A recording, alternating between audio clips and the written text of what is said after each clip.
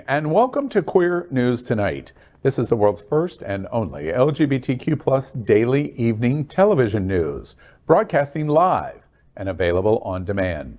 Available on all smart televisions, including Roku, Apple TV, Android TV, Amazon Fire TV, and of course YouTube and Facebook. It's time to queer up the news. It's Wednesday, August 31st, 2022, and we are literally live and out of the closet and into the headlines. So many of your important stories we are going to tell this evening on Queer News Tonight. This is the world's first live daily LGBTQ evening news show, literally out of the closet and into the headlines on Queer News Tonight with Al Ferguson. I'm your anchor at Queer News Tonight, Al Ferguson, and this evening we bring you the news of and a perspective representing the LGBTQ plus community from South Florida, America, and across our planet. This is the world's first and only unedited live LGBTQ plus evening news show. Whatever happens unique in LGBTQ plus news, you will see it and hear it.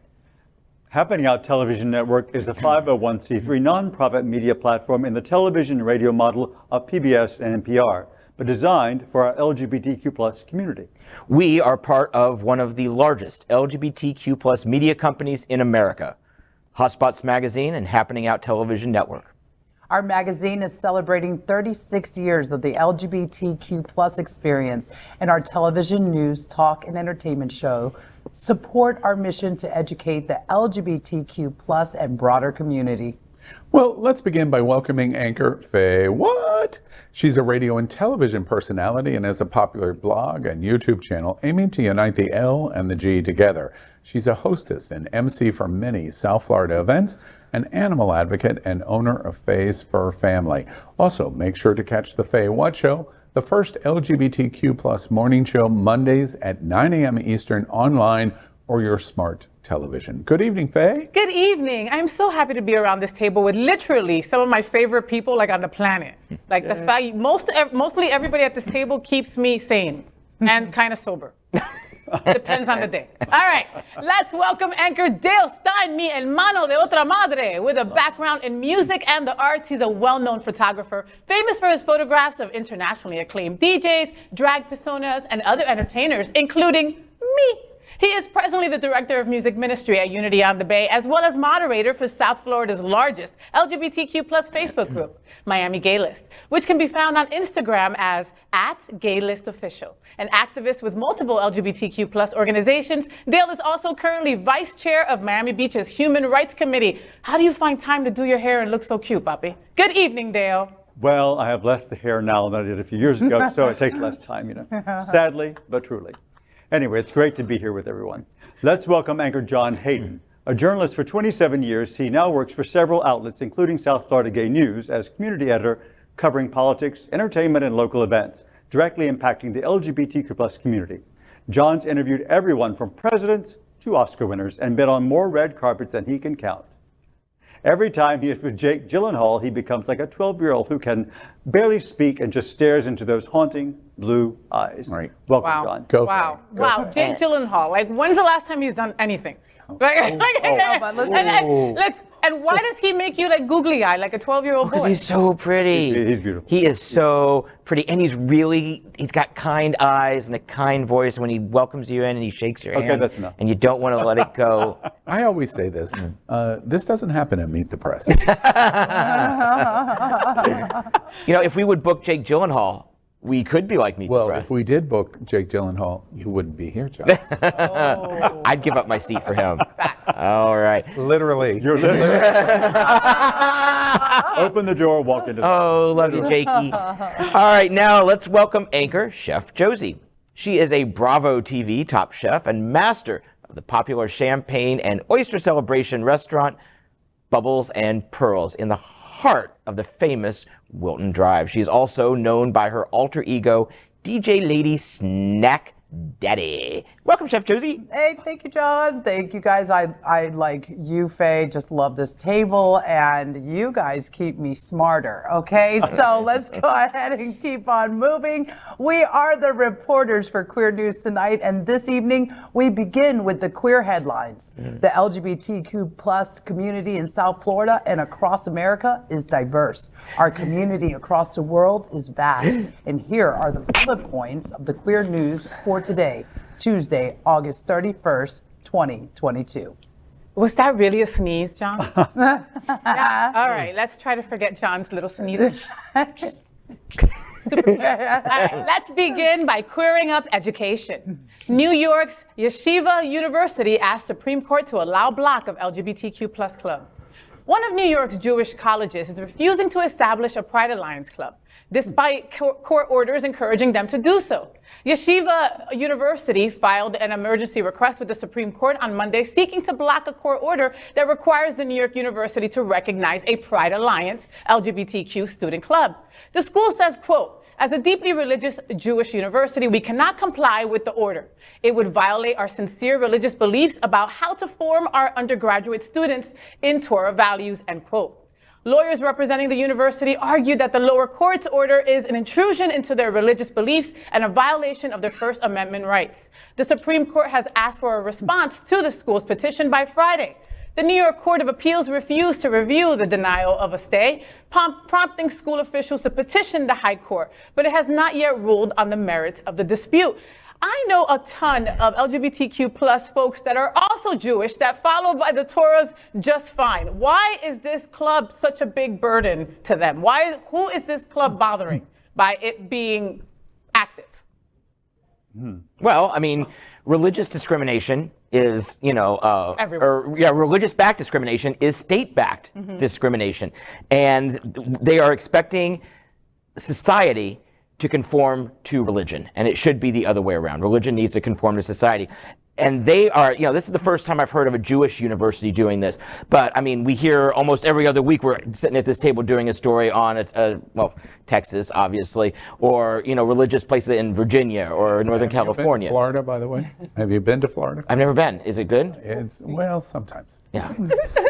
My point is, let people learn. Let people be gay, because they're going to learn, and they're gay already. And it's mostly the private schools that do stuff like this. Yeah, they're still having an issue trying to get into, make public schools conform to religious values. But we're on the way already. Another question becomes, do you want them to be Jewish? Do you want them to follow the religion? Do you want them, whether they're gay or not? Isn't the commitment the religion and teaching the Torah? Or what is the commitment? Controlling? See, it's starting to remind me of some of the other things that are happening in the world right now. I think we're getting lost. We're getting lost in what the commitment is and the focus. Well, Yeshiva is a very obviously deeply religious school and harkens to like those deep values of the Torah, but actually they're not really living the values of the Torah, are they? They're kind of doing the opposite, what they perceive the values of the Torah to be. But I think I was thinking earlier that we could change the name and call them Yeshiva, and then we could just turn it all around, You're welcome for me waiting so long, by the way. Where they're also deeply from a Jewish faith, where they're deeply religious. It's called Israel. Tel Aviv is arguably the best capital. They're not the capital, but the best large city in Europe, or in Western Europe, sitting in Israel. And Israel itself is very LGBT embracing. The army became universalist for LGBT far beyond the United States or other places. This is not an issue of Jewish faith. This is an issue of religious zealotry. There is a difference in terms of what is going on. And the other thing that I think is really interesting, I always like to apply the standard of the legal argument that they're doing. The legal argument that they are appealing for an emergency hearing at the Supreme Court to allow them to do this, it is contradictory to the values of the teachings of our church, of our university. I think, Let's get into a time machine and go back to 1968 and allow them to file the exact same claim on the organization, because remember, we're talking about a student club, not official teaching, a student organizational right to organize and assemble at Yeshiva, if they did the exact same thing in 1968 against a black student union. The Supreme Court would crush them in terms of the interpretation of preventing a black student union at Yeshiva. Or it's 1975, and this little organization files to form the Yeshiva Organization of Women. The Supreme Court would crush you if you did that. You are using religion to hide behind your racism and your discriminatory beliefs, and you hide in your Jewish faith. Israel doesn't agree with you, and neither does Queer News Tonight. Next, let's clear up the world view. Caribbean High Court strikes down ban on abominable crime of buggery. The Eastern Caribbean Supreme Court for St. Kitts and Nevis has struck down a colonial-era law that banned the abominable crime of buggery. The Caribbean Court struck down 2 offending sections of the Act on August 29th. This means that consensual same-sex intercourse between adults in private is no longer illegal on the island nation. The Offenses Against the Person Act criminalized unnatural offenses and carried a maximum penalty of 10 years with hard labor. Judge Trevor Ward wrote in the decision, quote, "The absolute nature of the prohibition created by sections 56 and 57 are not reasonably justified in a democratic society in circumstances where they prescribe sexual acts between consenting adults in private, which involve no element of public conduct or harm to or sexual acts with minors. To the extent that it criminalizes the private lives of gay persons in this year, the law is excessive and arbitrary," end quote. The court's verdict was effective immediately. The executive director of the Eastern Caribbean Alliance for Diversity and Equality, Kanita Paside, said, quote, "This is a transformative journey and a step to full recognition of LGBTQ persons across the Organization of Eastern Caribbean States," end quote. She was supported by the executive director of global LGBTQ rights group Outright Action International, Maria Sjordan, who commented, quote, "We are in awe by the strategic persistence of activists in the region who are leading the charge to ensure the advancement of human rights to overturn discriminatory, outdated laws like this one. Hopefully the remaining countries in the region and beyond will follow," end quote. This is the latest development in a string of groundbreaking legislation in the Caribbean. The same court overturned sodomy laws in Antigua and Barbuda this summer, also making headway and leeway in the neighboring island of Barbados, which formerly became a republic in 2021, and whose prime minister publicly committed to advancing LGBTQ+ rights. Wow, this is an amazing turn. I mean, in a very short amount of time when you really think about it. I mean, this is kind of unrelated, but many, many years ago, I went to Barbados. I worked on a cruise ship, singing and dancing. What a surprise, Dale. You know, it was a while back, but one of the most fabulous bars I ever been to was in Barbados. And every time we got off the ship, we like ran to that bar. So, I mean, of course, there's been a gay life there, LGBTQ life there for a long time, you know, back in the 1800s. All you had to do was step on the island and it became gay. Thank you. Thank you for that. Yeah. So, I mean, this is a great turn of events.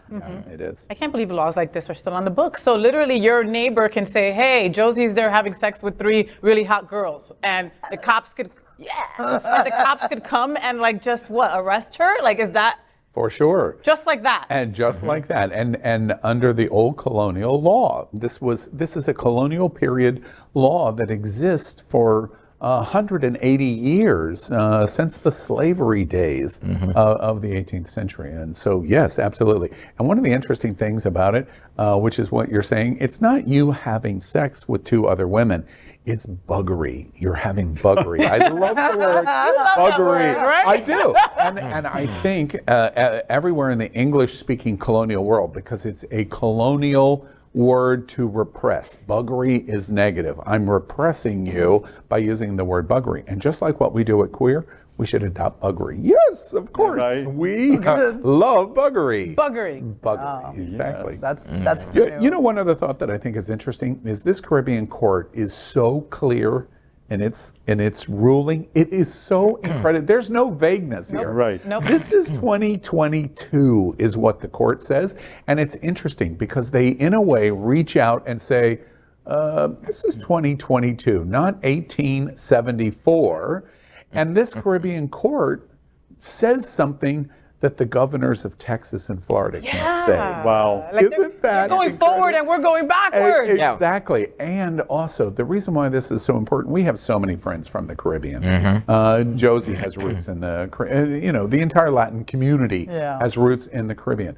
This is a big deal because you grow up as little brown child in Barbuda and you feel less than right from the very beginning. This helps to change attitudes throughout the Caribbean, and they're only, remember, just a bit of a step ahead of Western Africa, which is even worse than the Caribbean.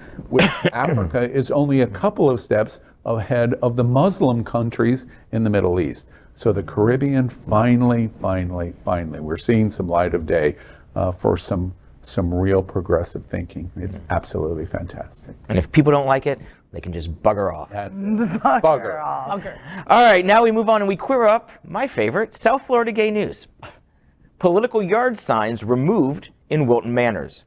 'Tis the season for political signs to dot the landscape. But the landscape in Wilton Manors is a little less dotted. In this week's SFGN, online now and on stands tomorrow, I look at why signs suddenly went missing on Monday. Code compliance went around collecting signs promoting various campaigns. Is this the act of an overzealous letter of the law employee in code, or political pettiness? Well, perhaps a little from column A and a little from column B.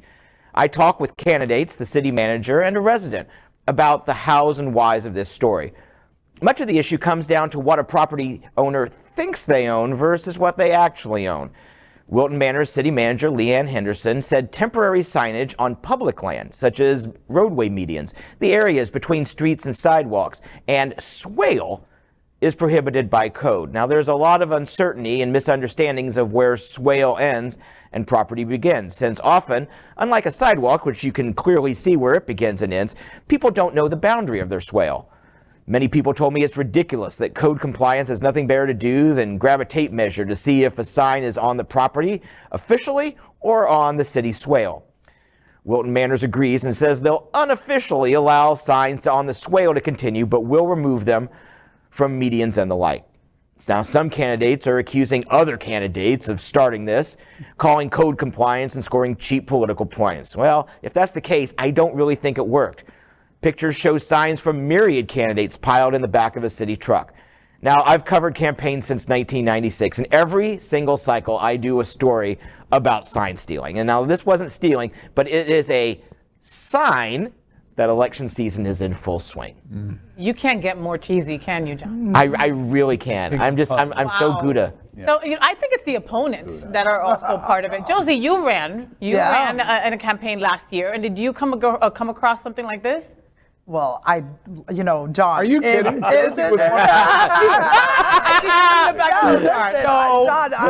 when I saw this story, I started laughing inside because this is exactly what happened, and I thought it was personal. But now that I see a truck full of signs, right. the back of a city compliance truck, Right. I mean, I go, oh, I guess this is what happens.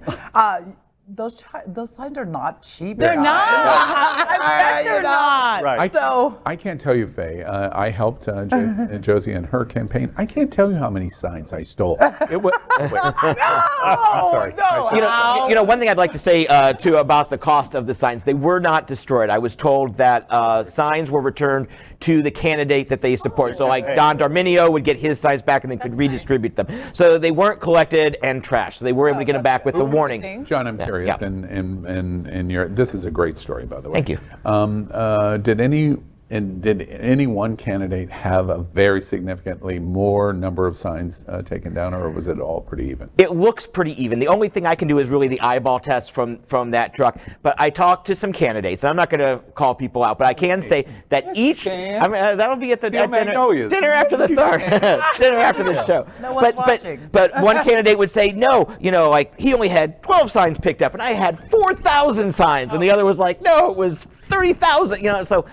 they're all kind of pointing the finger at each other. But guys, they're code compliance. Everybody's afraid of them. They've got a job to do. You have nothing else to do. Right. They don't have anything else to do. That is their freaking job. Go with their measuring tape and measure how far from the sway or whatever the hell it is there. That's their job. So if you put the sign where it wasn't supposed to be, what did you expect? I mean, don't they know where the signs can go and not go? No, because you wouldn't know because you're talking about the distance. how much distance there. Right. And the medians and because stuff we like know that, that I get it. they're not good with measuring. We know that. Well, And our town is very, very strict about littering, and that sort of thing. And That we don't becomes what it want is, yeah. we don't want it to look a certain way in Wilton Manors, and it's not fun. That's the problem I have with this story, though, because we're a small town and we understand what's going on here. If there is one time that we should be very liberal on signage requirements in the city, it's this, because you very carefully have to evaluate. I'm trampling on free speech. I am trampling on democracy, because signs are free speech and they're part of our democratic process of voting. So the city has to be extremely careful to be sensitive to the ideas of our democracy in our community. And while they might be technically correct, everything tells me this is kind of cringeworthy, because you should be concentrating on going, look, we assume that you're probably going to make some mistake here, and we're going to side on being liberal of our interpretation of that, because this is a democratic speech moment, not advertising for the CVS pharmacy. I do think that there is a difference here. Do you agree with that or not? Your story. I do know that all candidates were briefed on where signs can go. And Vice Mayor Paul Rowley, who's also up for re-election this cycle, said that he attached a note, or his team attached a note saying where you can put the signs when he would give them out, where you can put a sign, where you couldn't. And the city is relenting to a certain extent. Like if they're not going to be saying, oh, this is swale, this is your property, so this sign has to go. But I see their point to like medians, because if you get enough in there, you begin to not be able to see what's in the median. Oftentimes people are in the medians walking around. And also it can block your turn view if you keep going. One last question before we move on to Josie's story. So when Chef Josie ran for City Commission, that Saturday night at 2 a.m., when I completely covered all of the City Hall windows in her signs, I shouldn't have done that, is what? No, I talked to some people anonymously off the record, and they totally support you doing it, but nobody else. Nobody else. Yes. They totally got mad when I walked the dog on the swill and they was peeing on all the signs. They got mad at FayWhat. Now I know why they called me and sent me that. It's the first time in 2 years I've publicly admitted what I just said. Quite a swale of a Don't tail. tell anyone. Yeah. Well, let's go on to our next story, and we're going to queer up the USA View. Fox News segment on, quote, gay hypnosis. A tweet shared in a Facebook post that dates back to August 21st shows a supposed segment on Tucker Carlson's primetime TV show on Fox News. The screenshot, which created quite a stir, shows a segment of Carlson's show with the news chyron reading, quote, straight men turning homo after gay hypnosis, end quote. The tweet's captioned with an elegant, quote, what the hell is going on, end quote. In 4 days, the Facebook post gathered over 2,600 shares, with the original tweet garnering more than 109,200 likes in the first 5 days itself. Similar viral iterations, aka memes, have been shared on online platforms such as Facebook and Twitter. USA Today reached out to the user who shared the post on Twitter and found out that they photoshopped the image.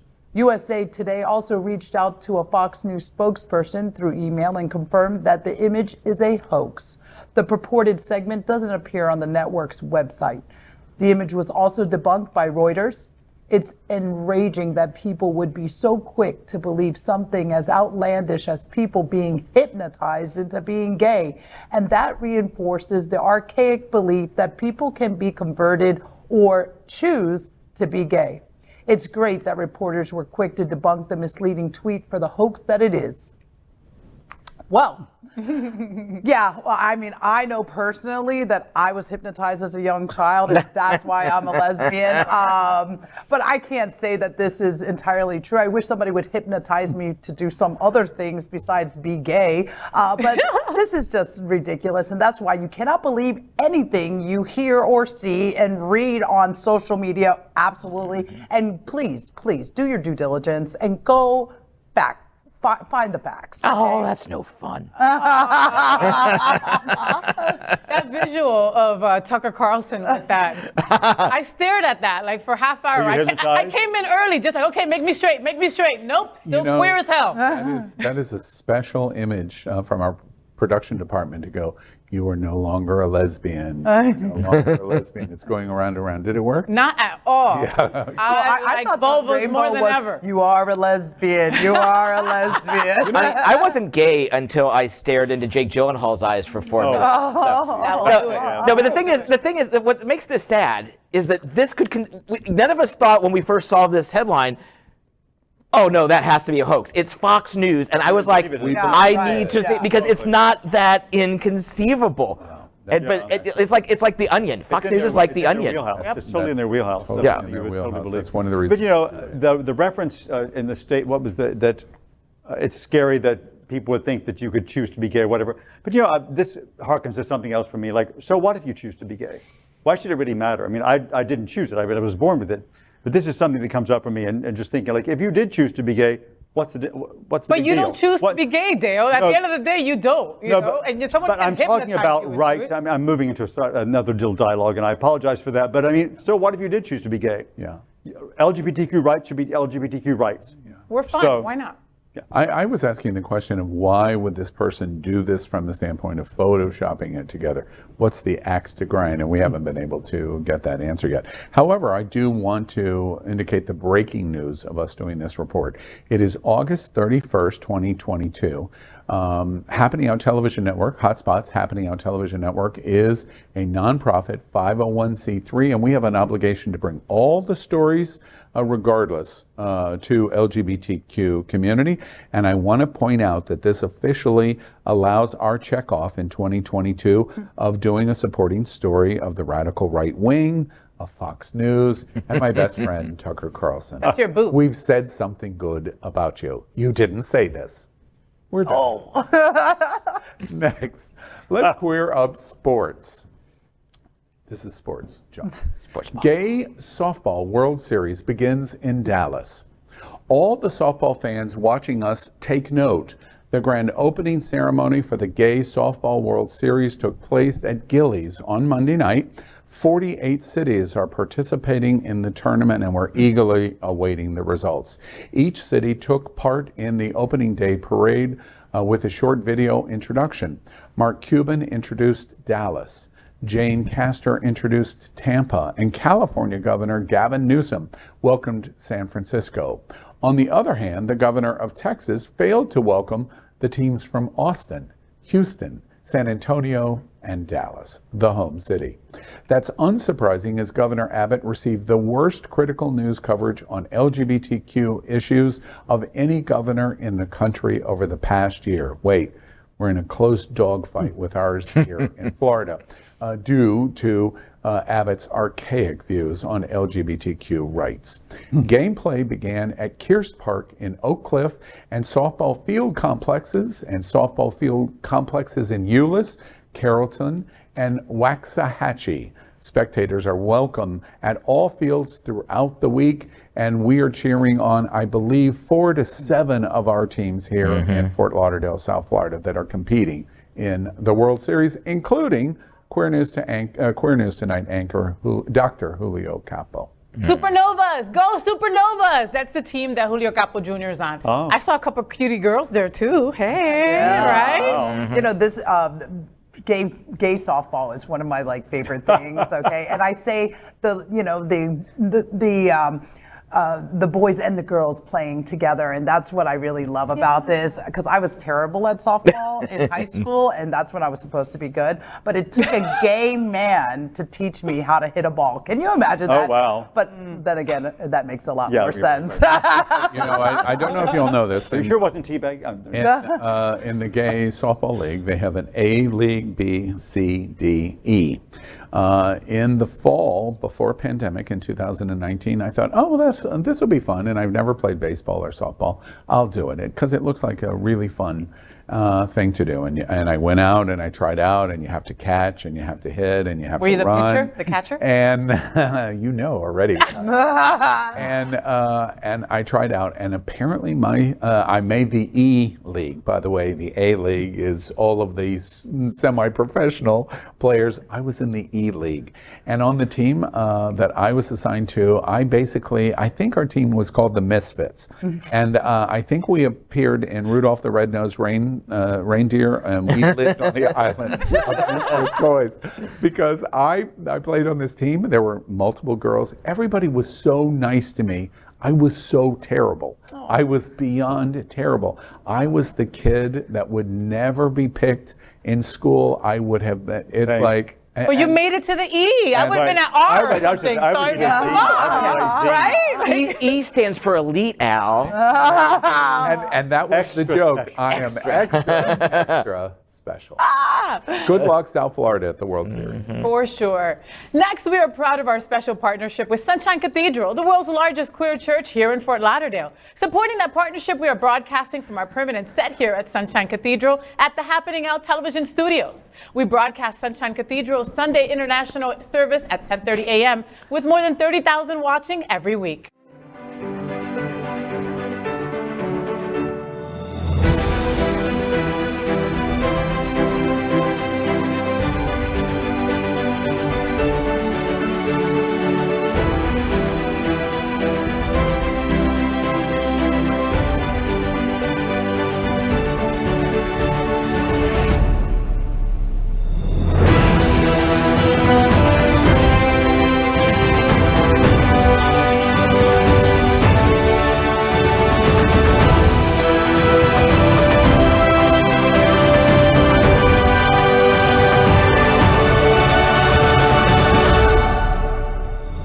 I'm Dr. Ty Hauser, professor at Broward College and host of Gay Town Hall. Sunshine Cathedral is my queer church. That is today's news for the LGBTQ plus community on the world's first and only daily LGBTQ plus evening news show.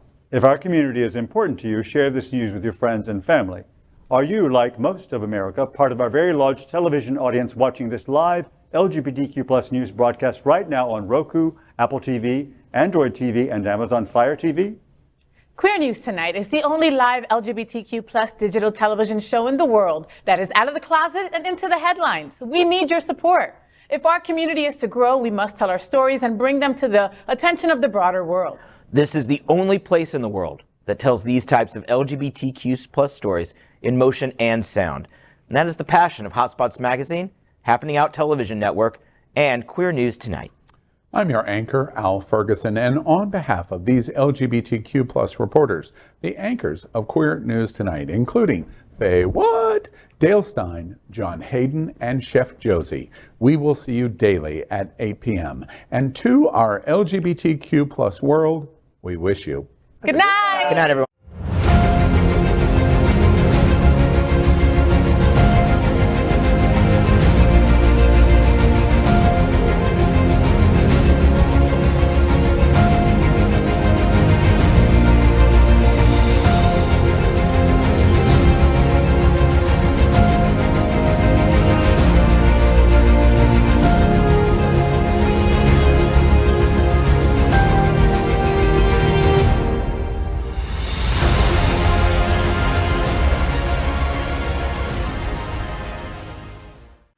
LGBTQ plus news is vital for our community and for the broader world as a whole. We have enough enemies at Fox News. Tucker, Sean, and Laura are loud. We